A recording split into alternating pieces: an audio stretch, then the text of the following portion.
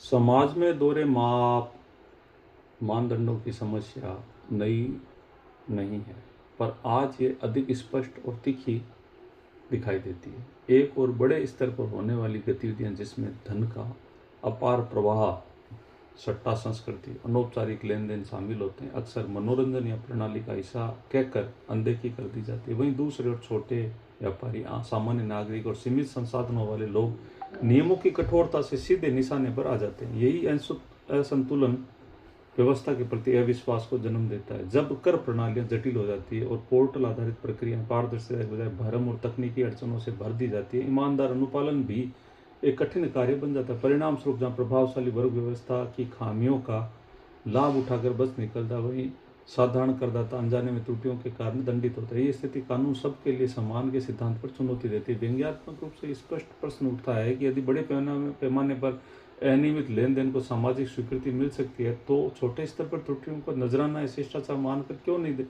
देखा जाना चाहिए। 5 करोड़ तक कोई व्यक्ति रिश्वत लेता है तो वो सामान्य है, उसको मान्य किया जाना चाहिए, उसकी सामाजिक स्वीकार्यता बढ़ाई जानी चाहिए।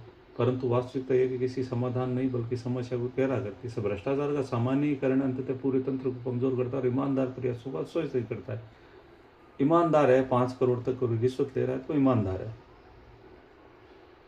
आवश्यक यह है कि कर प्रणालियों को सरल, पारदर्शी और न्याय संगत बनाया जाए। तकनीकी ढांचे को इस प्रकार विकसित किया जाए कि नागरिकों की सहायता करें, न कि उन्हें उलझाए। साथ ही प्रवर्तन एजेंसियां निष्पक्षता और समानता के सिद्धांत पर कार्य करना चाहिए ताकि बड़े और छोटे दोनों के लिए एक ही मापदंड लागू। अंततः किसी समाज की मजबूती उसके नियमों में नहीं बल्कि नियमों के निष्पक्ष और समान अनुपालन से तय होती है।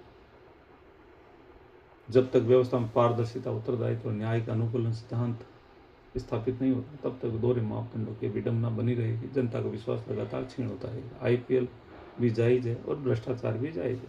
5 करोड़ तक की रिश्वत जीएसटी, इनकम टैक्स में कोई ले रहा है तो उसे मान्य किया जाना चाहिए। यही हमारी प्रार्थना है, यही हमारा उद्देश्य है। धन्यवाद।